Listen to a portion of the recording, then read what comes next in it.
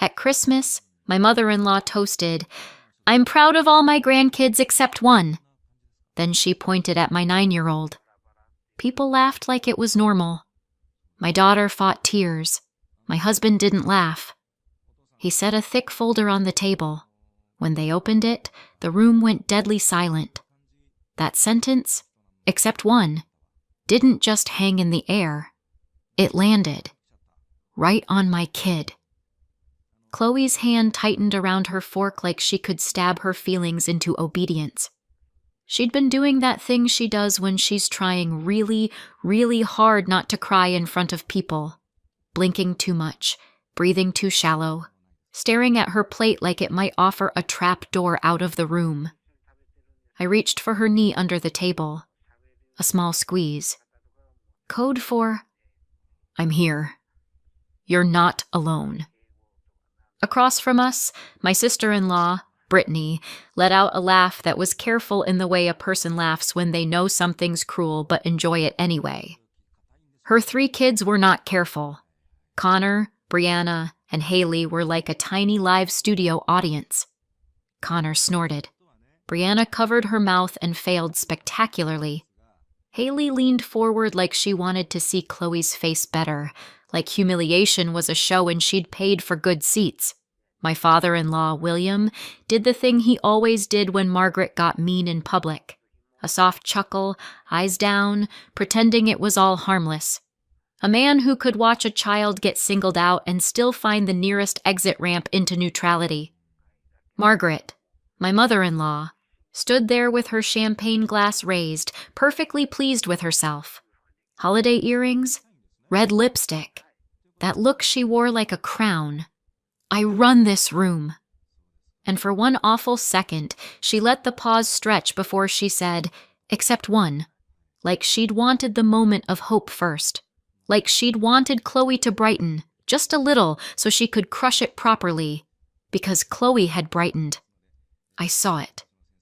When Margaret started, "I'm proud of all my grandkids," Chloe's shoulders had loosened, her eyes had lifted. The tiniest smile had tried to exist. For half a heartbeat, my daughter believed she might belong here. Then Margaret took it away. I felt something in my chest go cold. Not hot, not fiery. Cold. Like a switch flipped. I looked at Andrew. My husband was still. Not calm. Not keeping the peace. Still in the way a body goes still, right before it does something it can't take back. Andrew grew up in this house. He knew the rhythms, the rules, the unspoken hierarchy. Brittany was the golden child, Margaret's favorite, the one who did everything right, the one who got praised for breathing. Andrew was not that. And Chloe, sweetly, stubbornly, inconveniently, looked like him. Andrew didn't say a word. He didn't do that polite half-smile he used when Margaret threw little verbal darts. He didn't do the, "let's talk about this later" voice that always meant, "let's swallow it now." He just reached down, pulled a thick folder out from his bag, placed it on the table in front of Margaret like he was setting down something heavy enough to dent wood. A couple of relatives, because yes, this wasn't just us, shifted in their seats. Aunt Denise stopped chewing. Cousin Mark raised his eyebrows like, "Oh boy." Someone made a little nervous "what's that" sound, as if a folder was a wild animal that might bite. Andrew's voice was quiet, polite even, like he was about to read a Christmas card. "Since we're being honest tonight," he said, "I'd like to read something." Margaret's smile flickered. Brittany's laugh got stuck in her throat and came out smaller. William finally looked up. "What is this?" Margaret asked, still smiling, still trying to keep control. Her tone said she expected Andrew to fold. "Apologize. Get back in line." Andrew didn't answer. He slid the folder closer. Margaret, for one proud, stupid second, looked like she thought it might be something sentimental. A tribute. A letter. A family speech. Then Brittany reached over, too fast, too familiar, and flipped it open like she owned everything on that table. The first page flashed. I didn't see the words. Not really. Just blocks of text. Highlighting. A line of numbers. Brittany's face changed anyway. It wasn't dramatic. No gasp. No scream. Just the color draining out of her like somebody pulled a plug. Connor's grin died. Brianna stopped mid-laugh. Haley's mouth fell open just a little, like her brain couldn't decide whether to keep being mean or start being scared. Margaret leaned forward. William's hand froze on his glass. For a moment, the room was so quiet I could hear the heating vent click. Margaret's eyes moved across the page. Her lips parted. Her smile broke. Not like a crack, like a snap. And then she looked up at Andrew with a kind of panic she'd never allowed herself to show in front of family. "What is this?" she said again, but this time it wasn't a question. It was a warning. Andrew's face didn't change. He looked down at the folder, then up at Margaret, and the way he said, "I'm going to read it," was so calm it made my skin prickle. That was the moment the room stopped being Christmas dinner and started being something else entirely. Something with consequences. And Chloe, my sweet, brave kid, lifted her eyes from her plate and looked at her dad like she could feel the power shifting even if she didn't understand why. If you're picturing this as a sudden explosion out of nowhere, I wish. The truth is, the fuse had been burning for years. It just burned quietly, like those cheap candles that look festive and smell like warm vanilla family trauma. At first, it wasn't dramatic. It was deniable.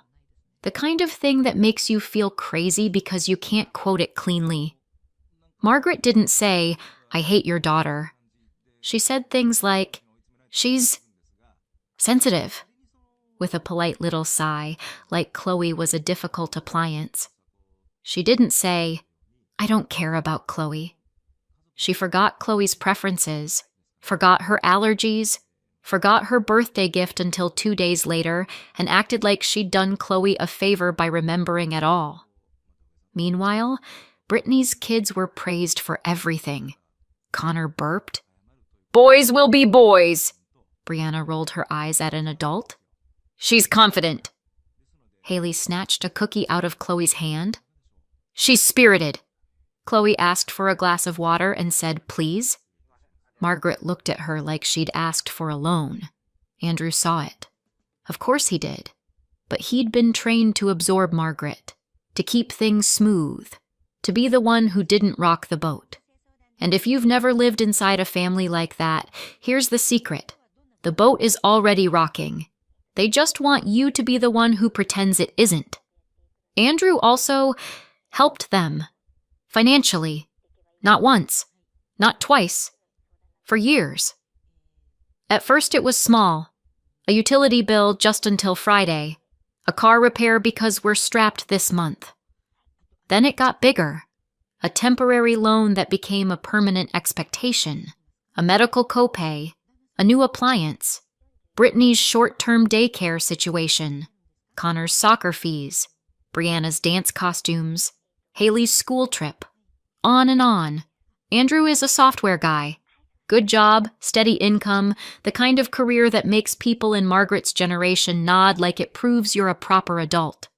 So Margaret treated him like a wallet with a pulse, and Andrew paid, because he kept thinking, if I'm useful, they'll be kinder.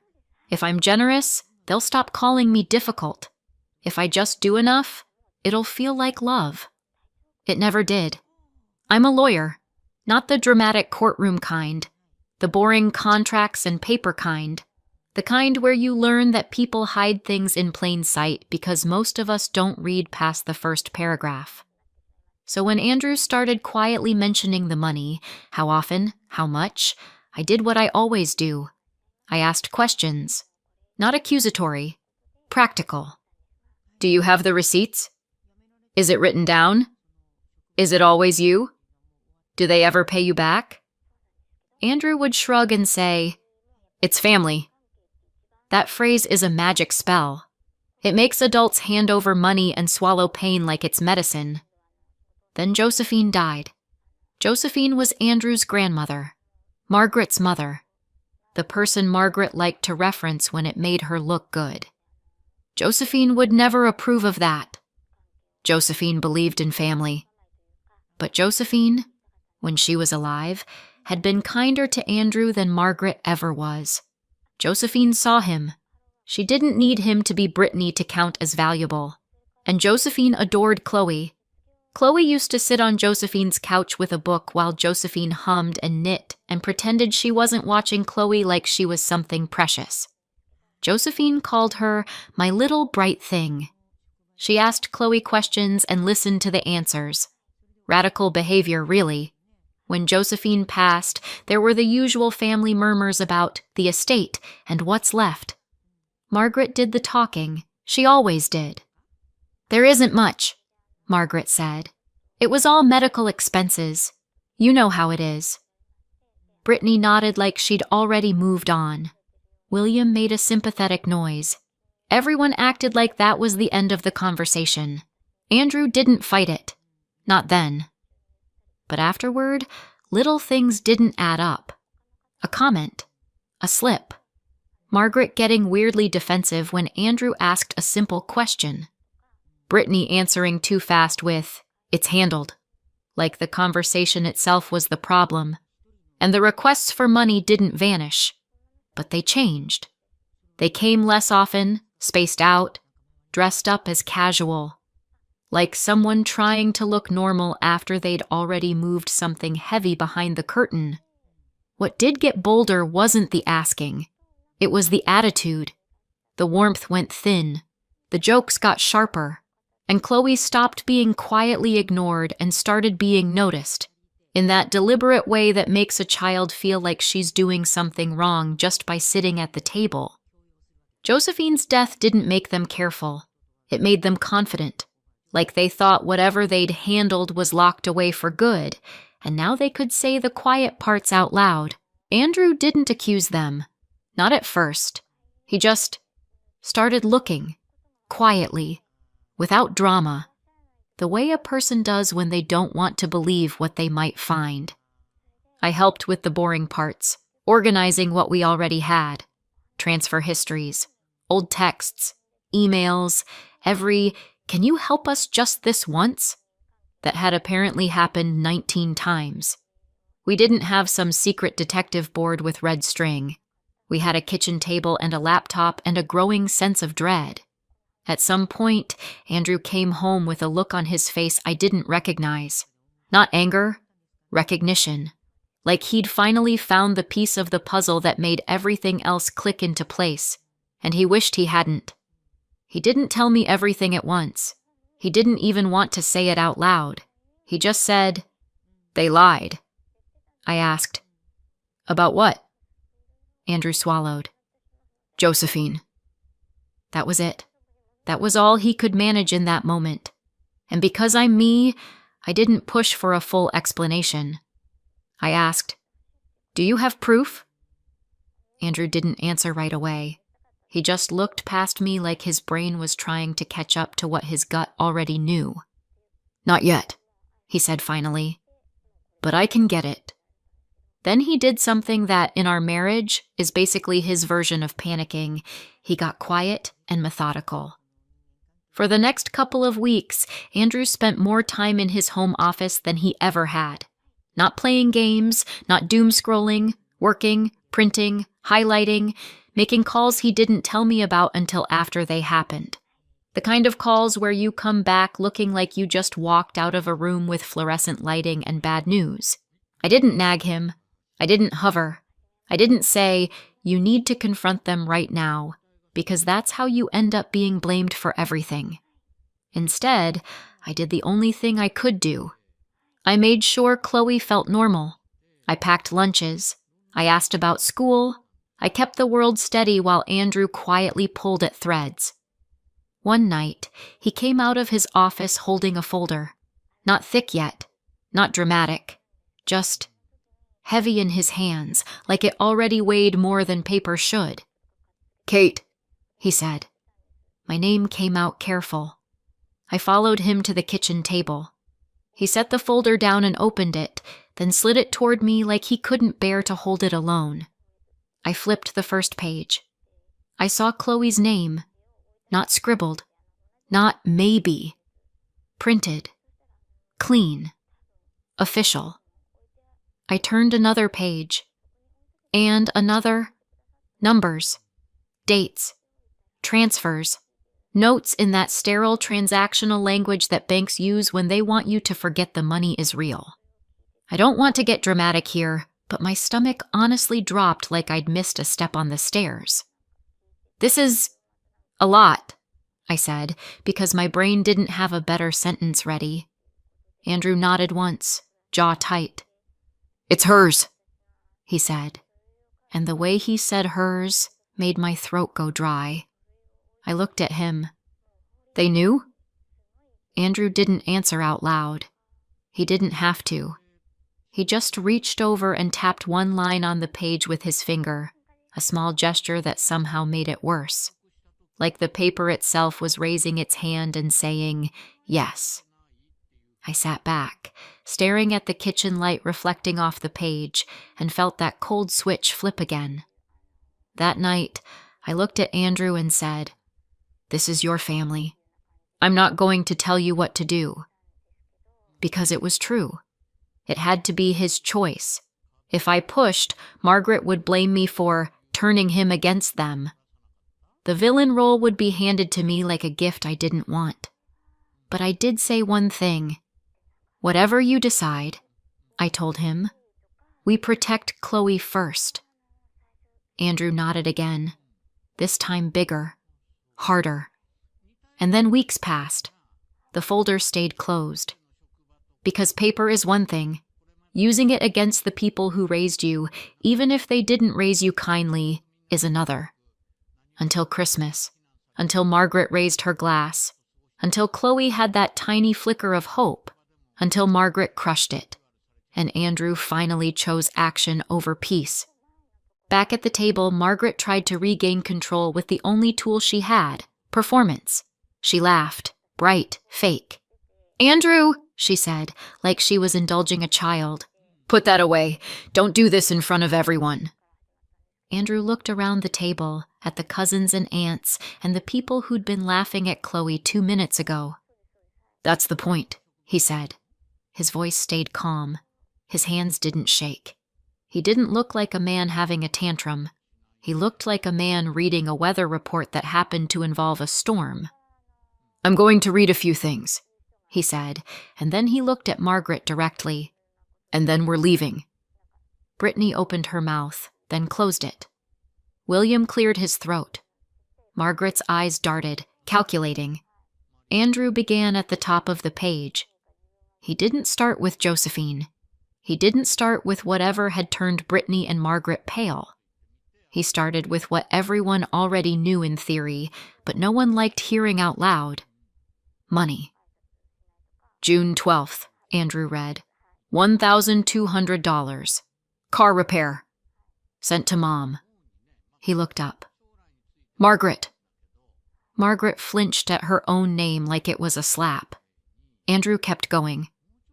"August 3rd, he said. $800. Back rent. Sent to Brittany." Brittany's smile twitched. "October 18th, Andrew said. $450. School trip." He didn't narrate feelings. He didn't add insults. He just read. Numbers, dates, notes, totals. It was uncomfortable. But not shocking. Not yet. People shifted in their chairs. A couple relatives stared at their plates. Connor looked confused, like he'd expected a fun fight, not math. And I could feel it. The wave of relief from Margaret and Brittany. Like, oh, it's just this. It's just him being dramatic about helping. Fine. We can shame him for embarrassing us and then we'll move on. Margaret tried to lean into that. "This is ridiculous," she said sharply. "You chose to help." Andrew didn't look up from the page. "Mm-hmm," he said, like he was agreeing with someone about the time. "Total, over 4 years, 48,600 and..." Brittany cut in. Stop. Andrew, that's not... Andrew lifted a hand, not aggressive, just final. No, he said. You don't get to interrupt now. Brittany went still. William's face had gone blotchy. He kept glancing around at the guests, like he could still salvage his reputation if he left the room fast enough. Margaret's lips tightened. This is a family dinner, she hissed.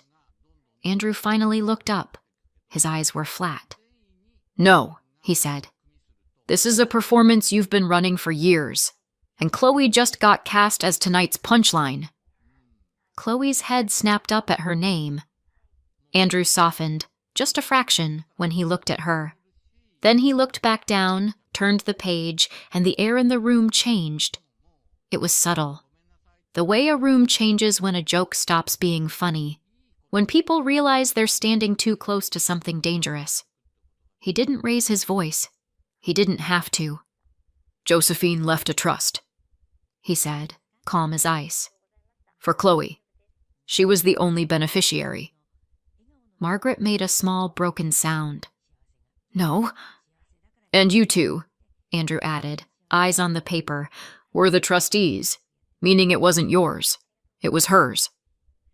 The room went quiet in the way it does when everyone understands the same thing at once. Andrew read 2 lines. Just 2. 7,500. Labeled Home Improvement, paid from Chloe's trust. Brittany went rigid. 4,200. Credit card. Same account. Andrew didn't even look up when he said it. This isn't a misunderstanding, he said. It's documented. My stomach turned cold again because I understood what he was doing. He was letting everyone in the room realize at the same time that this wasn't about family drama. It was about something they couldn't hand-wave away with a sigh and a guilt trip. Margaret leaned forward, voice sharp.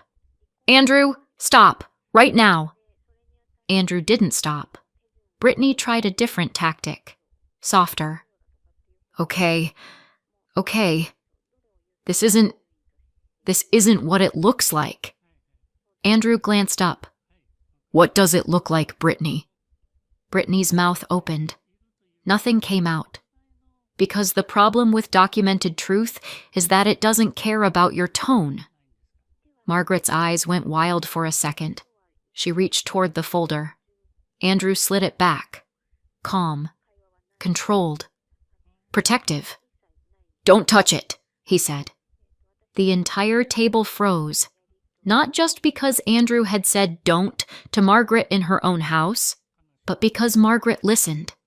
She didn't sit back like a queen anymore.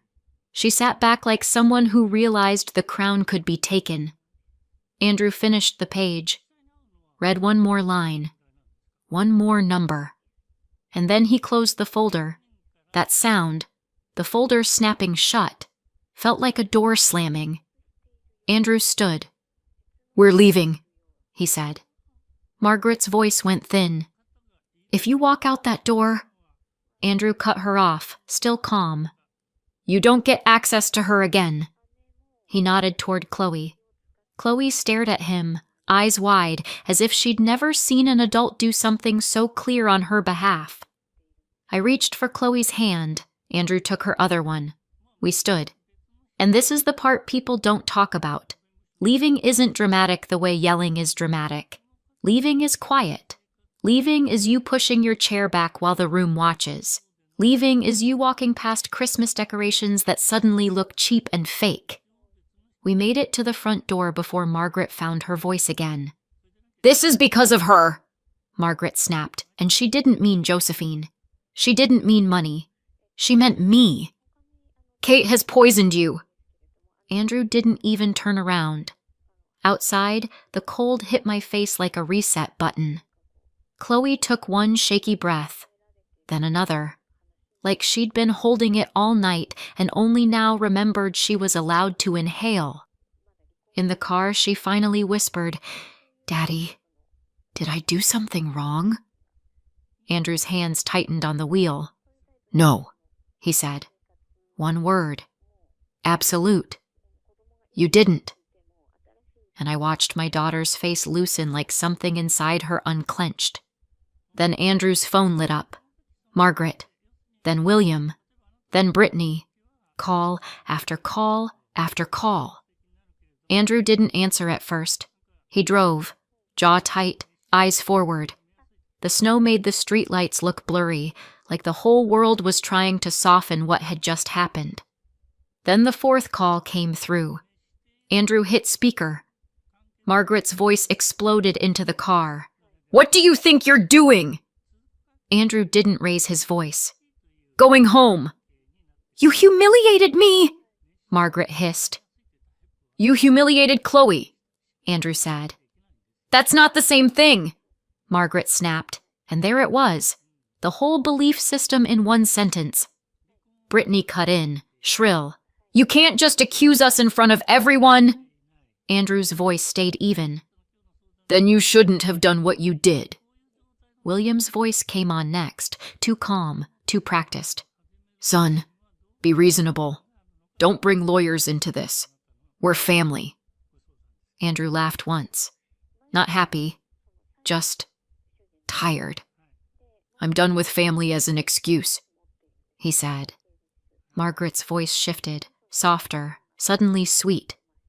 Andrew, please, think about Chloe. Do you want to put her through all this? Andrew's grip tightened on the wheel. I'm thinking about Chloe, he said. That's why this is happening. There was a beat of silence. Then Margaret's tone turned sharp again. If you do this, you will destroy us. Andrew's voice didn't change. You did that. He ended the call, and in the quiet that followed, Andrew said something I'd never heard him say about his mother. From now on, he said, no more phone fights, no more meetings, no more talking it out. He looked at me for half a second, eyes hard. It goes formal. I nodded, and Chloe, from the back seat, whispered, Does that mean we don't have to go there anymore? Andrew swallowed. Yes, he said. It does. The next morning, my phone looked like a Christmas tree. Missed calls, voicemails, texts, messages from relatives who hadn't spoken to Andrew in months, but had suddenly found religion in the Church of Family Harmony. The first wave was guilt. How could you do that to your mother? She's heartbroken. It was just a toast. Chloe needs her grandparents. Then the second wave. Anger. You're making serious accusations. You embarrassed us. You're tearing the family apart. And of course, the third wave. Blame. It wasn't Margaret was cruel. It wasn't Brittany laughed. It was Kate is controlling. Kate is turning Andrew against his family.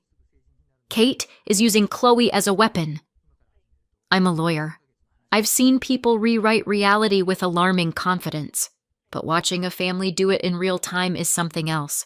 It's like watching a group chat become a courtroom where the loudest person is judge and jury. Andrew didn't respond. He didn't defend himself in paragraphs. He didn't send screenshots. He didn't argue. He just stopped engaging. And that, apparently, was intolerable. Brittany tried to get clever. She sent an email titled, Private Resolution. Inside was a neat little offer. A number that sounded big until you realized what it would actually mean spread over years of stolen future. Attached was the part that made Andrew go very still. An NDA, a non-disclosure agreement, a legal muzzle wrapped in polite words. I just want to move forward, Brittany wrote. For Chloe's sake. I stared at the screen and let out a laugh that surprised even me. For Chloe's sake, I said out loud.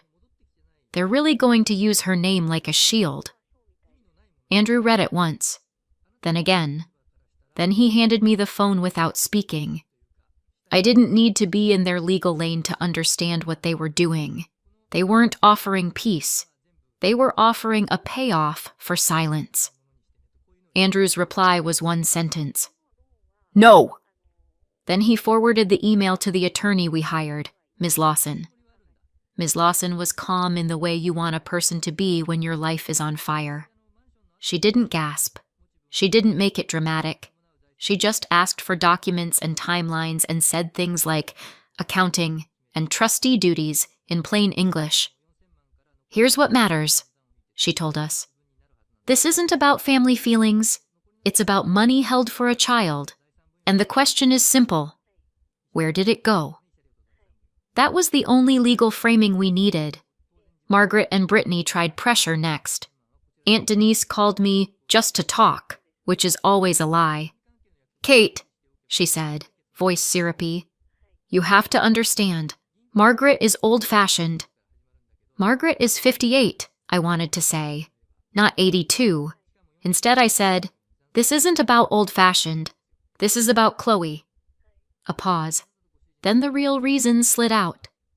"But do you really want to do this?" Aunt Denise whispered. "To family?"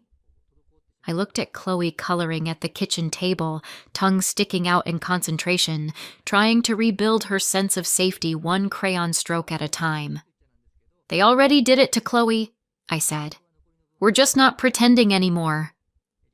Margaret's messages changed tone as soon as she realized guilt wasn't working.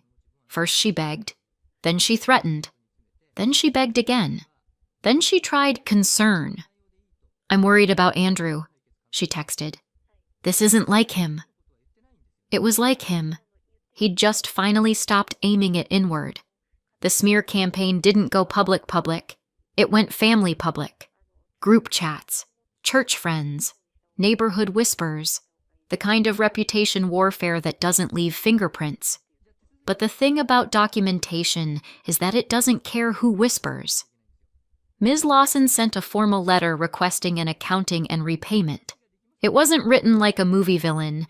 It was written like a professional who knows what happens next if you ignore it. Margaret's response, through her own lawyer, was exactly what you'd expect from people who'd been caught and still wanted control. They claimed misunderstanding. They claimed best interest. They claimed they'd been managing the funds. They offered a new settlement, higher than the first, still insulting, with a new NDA. Andrew didn't blink. "No," he said again. Then the hearing date came. Weeks later, not overnight justice, real-life timing, long enough for the stress to sit in your body like a weight. Chloe had nightmares. Not every night, but enough. She asked if Grandma Margaret hated her. She asked if her cousins were right. She asked if being the accept one meant something was wrong with her. Andrew answered every time. "There is nothing wrong with you," he said. "There is something wrong with them." Court was not dramatic the way TV makes it dramatic. No surprise witnesses. No gasps. Mostly paperwork and adults trying to sound reasonable. But there was one moment that felt like oxygen. Ms. Lawson laid out the numbers and the paper trail in a way that was impossible to talk around. She didn't insult Margaret. She didn't rant about family cruelty. She simply showed what money existed, what it was meant for, and what happened to it. The judge didn't look impressed. Margaret sat very straight, chin up, the way she always did when she wanted to look innocent. Brittany stared at the table like it could swallow her whole. William looked older than I'd ever seen him, smaller. And then, cleanly, the ruling landed. Repayment ordered. Accounting required. Chloe's funds restored. Not a speech, not a moral lesson, a consequence. Outside the courtroom, Margaret tried one last pivot. It was almost impressive, the way she could lose and still reach for control. "Andrew," she said, voice trembling now, a performance of pain. "We're still family." Brittany stepped forward too, eyes wet. "Can't we just move on?" William did the quiet man thing again, like he could erase what happened by sounding gentle. "You've made your point." Andrew stared at them, and for a second I saw grief on his face. Real grief. Not for what they were, for what he'd wanted them to be. Then his expression hardened. "You don't get to humiliate my child." he said. "Take from her, and then ask for peace when you're caught." Margaret flinched like he'd hit her. Andrew didn't yell. He didn't threaten. He didn't gloat. He just said the line that mattered. "We're done." Brittany made a strangled sound. Margaret's face crumpled. William looked away. Andrew took my hand. Then he held Chloe's hand in his other, and we walked away from them. Not as a dramatic exit scene, as a decision. Josephine left $250,000 in a trust for Chloe. Chloe was the only beneficiary. Margaret and William were the trustees. By the time we found it, only $78,400 was still there. The rest, $171,600, was gone. Not spent on Chloe, spent on family expenses, credit cards, and repairs that magically never involved the child whose name was on the trust. The judge ordered them to repay the $171,600 plus interest and attorney's fees. By the time everything was finalized, the number they owed landed just under $200,000. They didn't have it. So they did what people do when consequences finally show up with a due date. They started selling things. Brittany's shiny SUV disappeared first. Margaret and William took out a loan against their house. Nobody called it stealing anymore. They called it stress and hard times. I called it repayment. Chloe's trust was restored. Fully. Quietly. A balance on a screen that finally looked like a future again. And then we went no contact for real. Not taking space. Not we'll see. No calls, no visits, no surprise drop-ins, no holidays spent bracing for the next joke. Anything that mattered went through Ms. Lawson. Everything else was silence. Later that year, a Christmas card showed up anyway. Margaret's handwriting, cheerful like nothing had happened. Andrew didn't open it. He tossed it straight into the trash. Chloe saw him do it.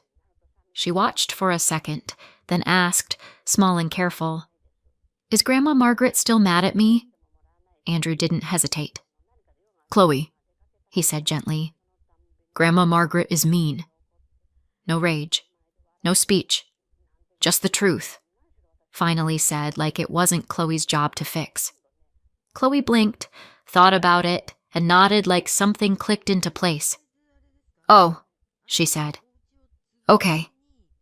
And that was the moment I didn't know I'd been waiting for, the moment my daughter stopped treating herself like the problem. So what do you think? Did we go too far or not far enough? Let me know in the comments, and subscribe if you want more stories like this. For my 30th birthday, I booked a cozy family dinner at our favorite restaurant. No one came. A few weeks later, my mom sent out invitations for my little sister's 25th. A big life milestone. Price of admission? $500 per person. So I sent her $1 with the note. For your big celebration. Some months later, a police officer knocked on my door because my parents told everyone I was mentally unstable. Let me tell you how we got there. My name is Kate Walker. I was 29, and all of this happened right before I hit 30.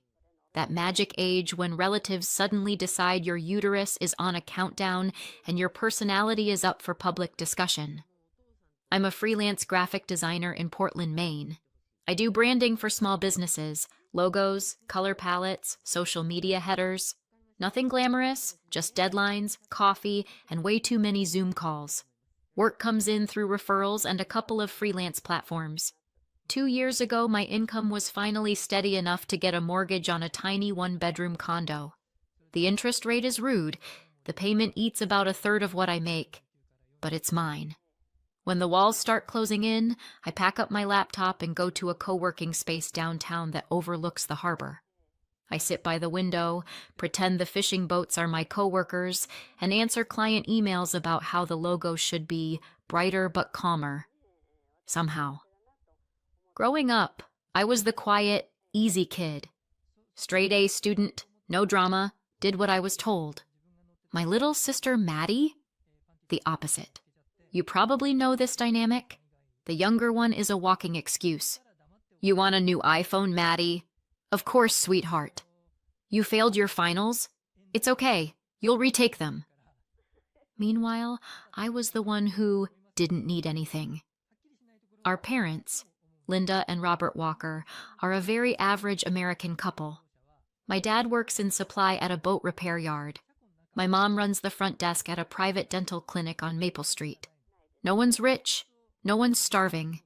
They still live in the same neighborhood where we grew up, about 40 minutes from me if the highway isn't being a nightmare. Maddie still lives with them. I moved out right after college. She never quite launched. Different story.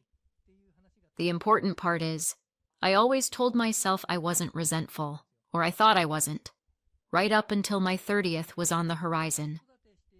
2 weeks before my birthday, I sat in my little condo and tried to figure out how to celebrate.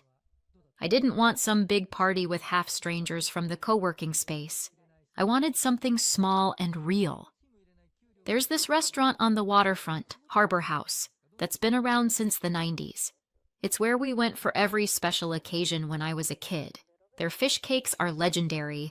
Their chowder tastes like the Atlantic in a good way. I decided that's where I'd turn 30. Just me and my family. Simple. I called my mom. It rang forever before she picked up. In the background, the TV was blasting some reality talk show where everyone screams over each other. "Hey, Mom, I wanted to ask about my birthday," I said. "I thought we could all go to Harbor House. Just family. You, Dad, Maddie, and me. I'll book a table for 4 at 6 p.m. on Saturday the 14th. She went quiet for a beat. "Fine. We'll come," she said finally, like I'd suggested a trip to the DMV. That was it. No, "Oh, that sounds lovely. No, we'd love to." Just, fine. I told myself she was tired. Long day at work. Good mood postponed. After we hung up, I texted Maddie. "Hey, 14th, 6 p.m., Harbor House. Family dinner for my birthday. You coming?" She replied almost instantly. "Okay, I'll be there." No enthusiasm, but at least she answered. Low bar, but still.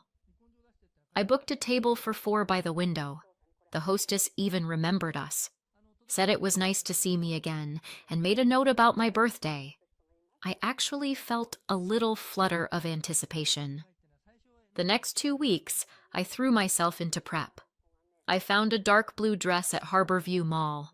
Not ball gown dramatic, but definitely nicer than my usual zoom from waist up outfits. It cost about what I usually spend on groceries for a week. I told myself turning 30 happens only once. I got a haircut, did my nails, tried very hard to feel like a main character instead of background extra. Work, of course, chose that week to explode. 3 clients all wanted final designs by Friday.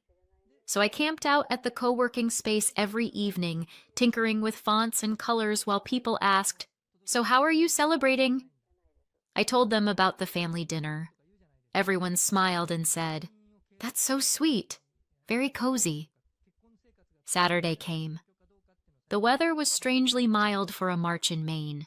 Blue sky, barely any wind.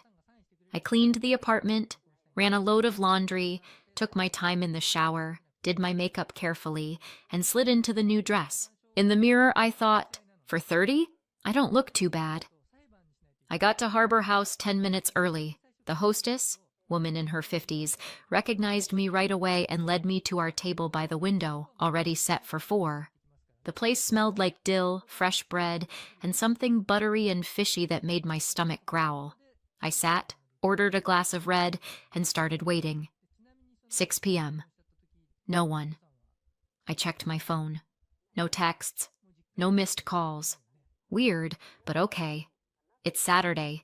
Maybe traffic is awful. 6:15. Still no sign of them. I started to get that little prickle of worry. I called my mom. Long rings. Then it cut off. I called my dad. Same thing. Texted, "I'm at the restaurant." "Where are you?" Nothing. Our waiter, a young guy named Anthony who's been there a few years, came over. "Want to order while you wait?" he asked gently. You could see he was already feeling bad for me. "Let's give them a few more minutes." I tried to smile. 6:30. My heart was doing that slow, heavy thud. What if there'd been an accident? A flat tire? Something with Dad's heart? I called again. Voicemail. Texted both of them. "Mom, Dad, I'm getting worried. Just let me know you're okay." The other diners had started glancing over. One woman at a nearby table kept looking at the 3 empty chairs around me. Woman alone at a table for 4, staring at her phone. You know the picture. By 7, my cheeks were burning. Anthony came back. "Are you sure you don't want anything?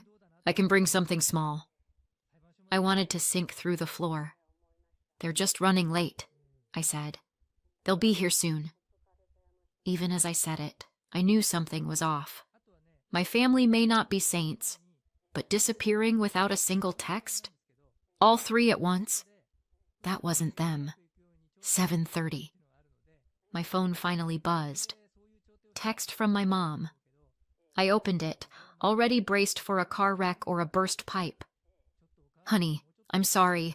We're at Harborview Mall with Maddie picking out a dress for her birthday. Didn't notice how time flew. Happy birthday." I read it 3 times. They were picking out a dress for Maddie's birthday, the one that was a month away, while I sat alone at a restaurant table I'd booked for my 30th, the one I'd reminded them about 2 weeks earlier. I wanted to write back paragraphs, say everything at once, how they'd hurt me, how betrayed I felt, how this was the ugliest thing anyone had ever done to me. My fingers hovered over the screen, but nothing came out. I put the phone face down, waved Anthony over. "Can you pack everything to go?" I asked. He blinked. "Sure. Family emergency?" "Yeah," I lied. They couldn't make it. I hadn't even ordered yet. I just asked him to box the things I'd planned to share.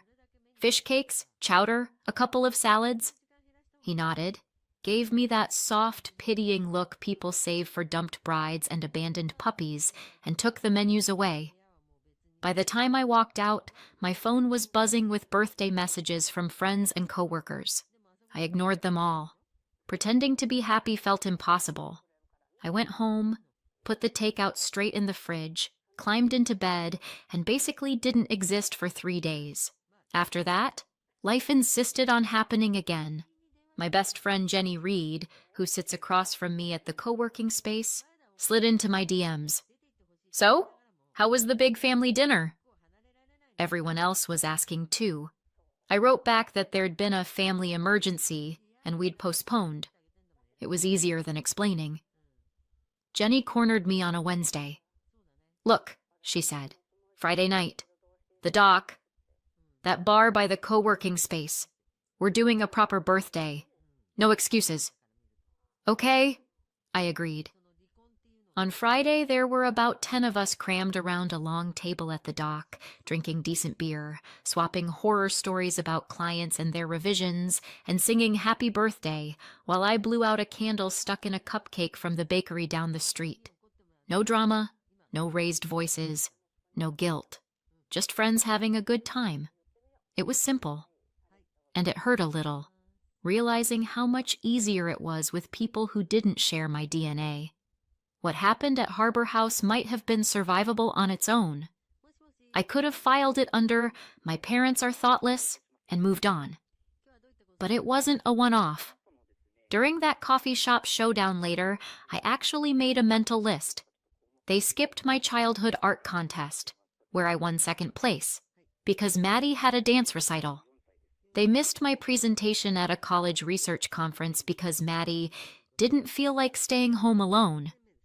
They showed up 45 minutes late to my honors thesis defense because they had to drop Maddie off at a friend's house first.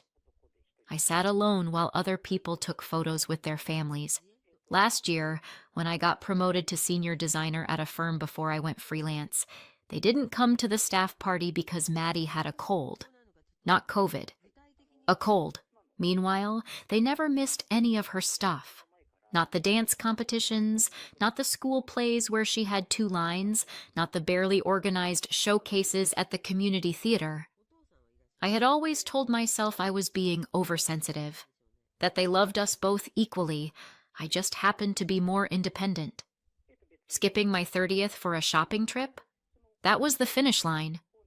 I tried to let the dust settle. A few weeks passed. My birthday was officially old news. Then one night, an email pinged from my mom, CCing half the extended family. Subject line: Maddie's 25th birthday celebration. Important info. You know when your stomach drops before your brain has even processed the words? That. She'd booked a fancy banquet hall at a hotel in town. Maddie's 25th was an important milestone, a quarter of a century, a once-in-a-lifetime event. There would be a DJ, photographer, custom decorations. Very big deal. And then the kicker. We're asking each adult guest to contribute $500 toward the celebration. If this is too difficult, please understand if we can't include you. We want people who truly support Maddie on her special day. $500 per person, after they couldn't even bother to show up and eat fish cakes on my 30th. I walked circles around my condo, muttering to myself like a street lunatic. $500? Are you kidding me? I opened my banking app and pulled up my mom's account from the last time I'd transferred her money. For a second, I considered ignoring the whole thing. Just delete the email and move on. Then a better idea arrived. Petty, yes, but satisfying. I transferred her $1.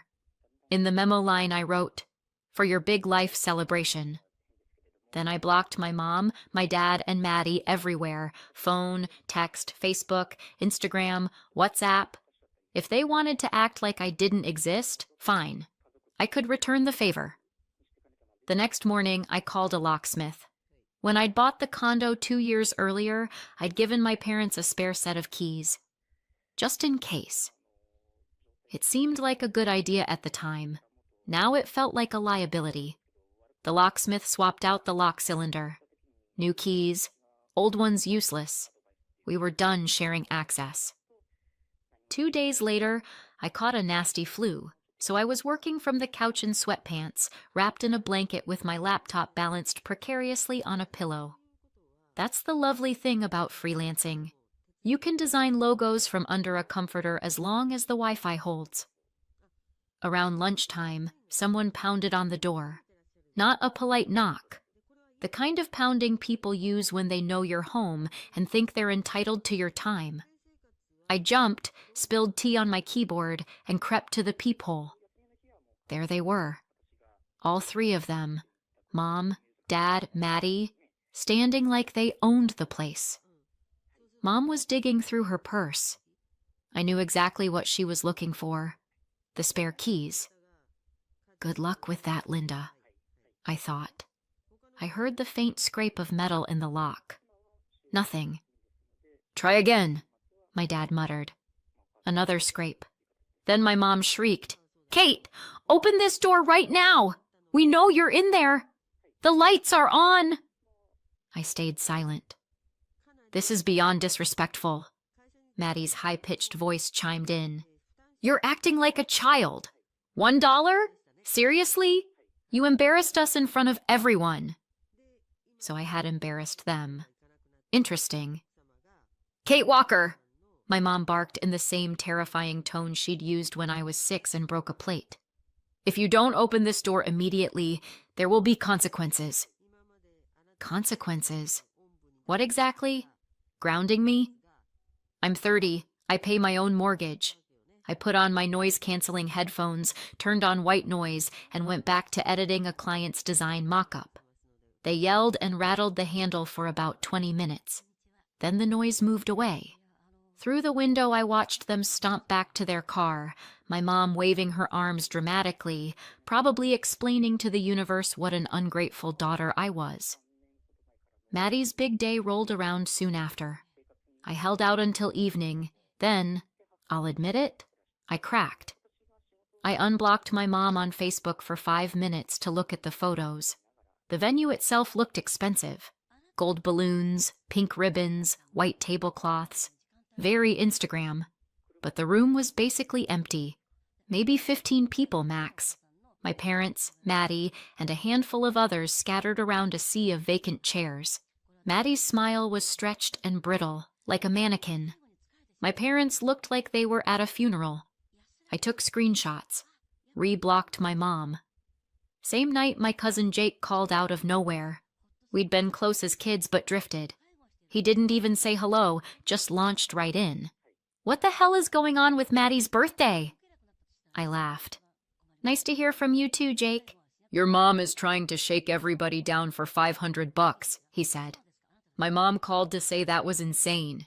Your mom told her, if you don't have the money, don't come. So my mom very politely declined, said, thanks for the invite, but we don't discuss those kinds of amounts. Good for Aunt Paula, I said.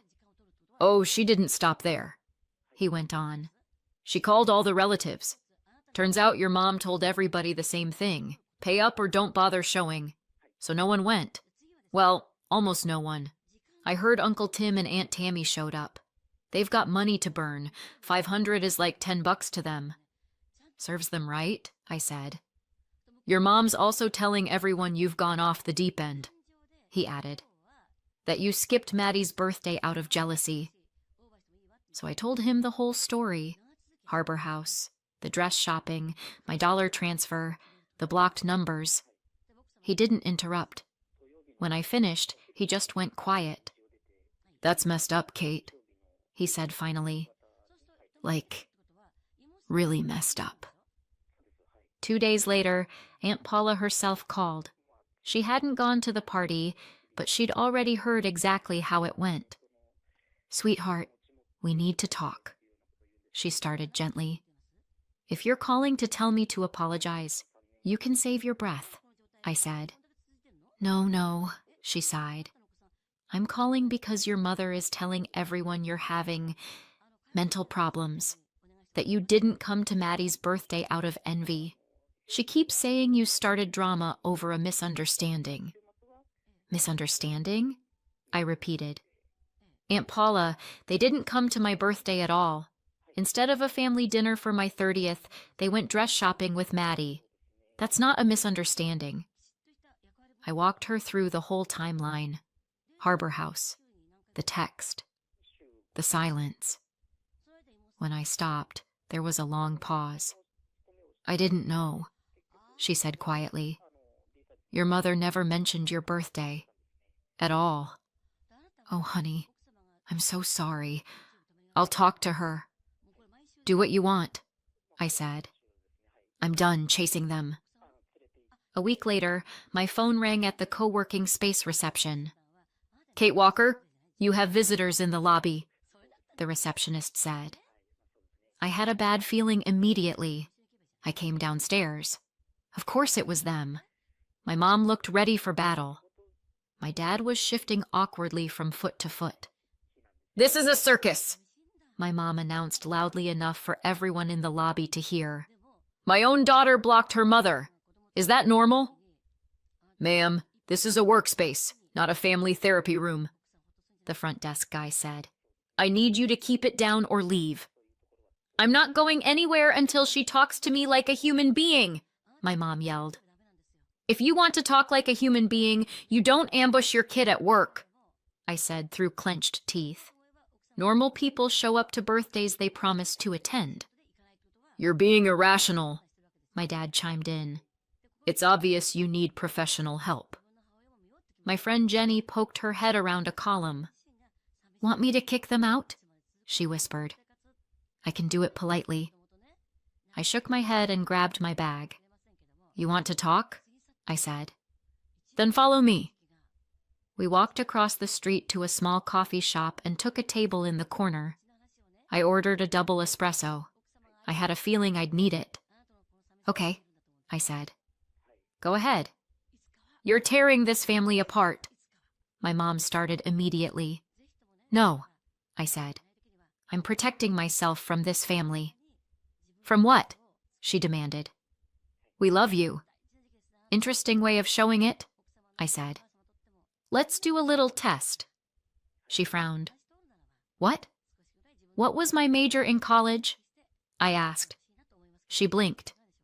Oh, some kind of design.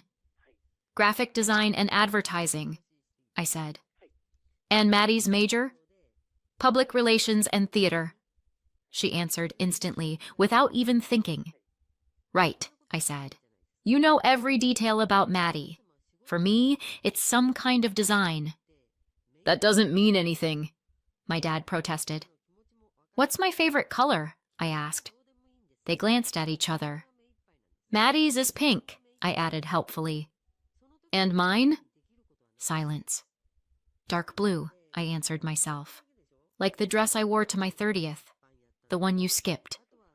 This is ridiculous, my mom muttered, but softer now. Maybe for you, I said. For me, it's proof you've never really seen me. I was convenient, independent, didn't demand attention. Maddie was the baby. She always needed something. That's not true, my mom said, eyes starting to shine. Oh, really? I said. When Maddie didn't get the lead in that community theater play, you spent half an hour chewing out the director. When I didn't make the finals of the citywide design competition, you told me, better luck next time. When my company promoted me, you skipped the celebration because Maddie had a runny nose. That's different, my dad said weakly. Those aren't the same situations. How exactly are they different? I asked. Explain it. They couldn't. You're keeping a list, my mom snapped finally. That's not healthy. You're paranoid. Maybe, I said. Or maybe I just finally stopped gaslighting myself. She rolled her eyes. You need therapy, Kate. This is all in your head. Here's what's going to happen, I said, standing up. If you keep showing up at my work or my home, I will file a police report for harassment, and then I'll ask a judge for a restraining order. My mom's mouth dropped open.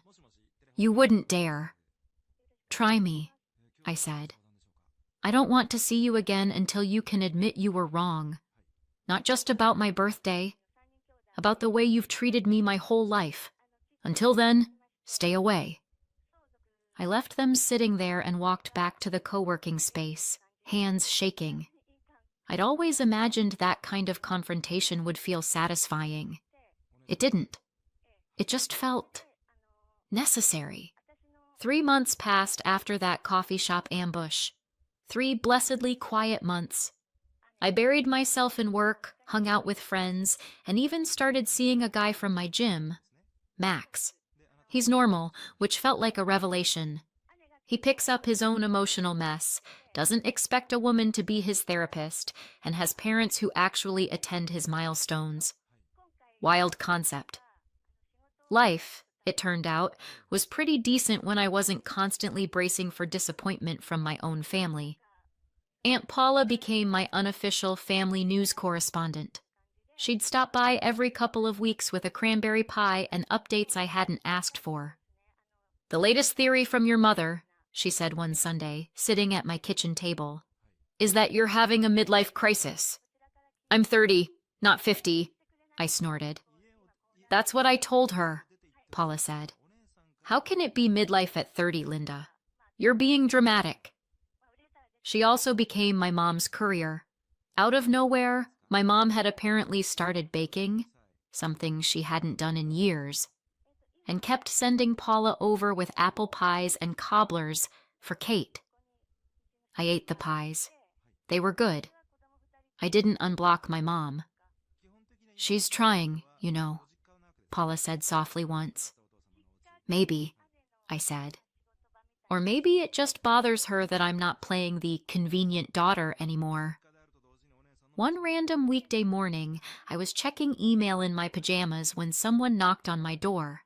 Not the angry pounding from before, a firm, official knock. I peeked through the peephole and saw a man in a police uniform. My heart stuttered. I opened the door a crack. Can I help you? Kate Walker? He asked. Yes. I'm Officer Mark from the Portland PD. he said. Your parents filed a complaint. Of course they had. He glanced at his notes. They're concerned about your unstable behavior. They said you threatened them and sent an insulting bank transfer. I almost laughed. Come in, I said instead. He stepped into my very boring, very clean condo. Laptop on the table, half-finished coffee, stack of design books. Not exactly the lair of a deranged criminal. I told him everything. I kept it short but honest. The forgotten birthday, the $500 ticket to Maddie's party, my $1 response, the lock change, the scene at my door, the work ambush, the coffee shop conversation. He listened without interrupting, nodding occasionally. So the insulting transfer was $1, he said finally, lips twitching. With a sarcastic memo, yes, I said. I'll plead guilty to petty. There's nothing illegal about being sarcastic with your own money, he said. And nothing I've heard suggests you're a danger to yourself or anyone else. He paused. What I do see is a family conflict that they're trying to solve by dragging the police into it. That's not what we're here for. He gave me a card. If they keep showing up here or at your workplace, you can file a proper harassment report, he said. If you really want that restraining order, talk to the court clerk. But for now, I'm going to mark this as no further action. Thank you, I said. Part of me wanted to ask if he'd go back and tell my mother I wasn't insane, just tired. But I figured reality would get to her eventually, one way or another. After he left, I sat on the couch and realized I wasn't shaking. For the first time in my life, an authority figure had listened to my side of the story, looked at my parents' version, and quietly decided I wasn't the problem. That did something deep in my chest. About 6 months have passed since the Harbor House disaster. According to Aunt Paula, my mom had her own moment of reckoning. She ran into an old friend, Karen, a nurse, at the clinic where she works. They started chatting, and of course my mother began complaining about her ungrateful daughter, who threw a tantrum over a birthday and was now punishing them. Karen, bless her, didn't play along. She apparently looked my mom straight in the eye and said, "Linda, do you realize what you did? Your daughter put up with this for 30 years, and you couldn't even show up to her milestone birthday. You picked a dress for the younger one instead. And now you're surprised she snapped?" At first, my mom snapped back. Then, according to Paula, she just broke. Started crying right there in the staff room. They talked for 3 hours. It really shook her, Paula said.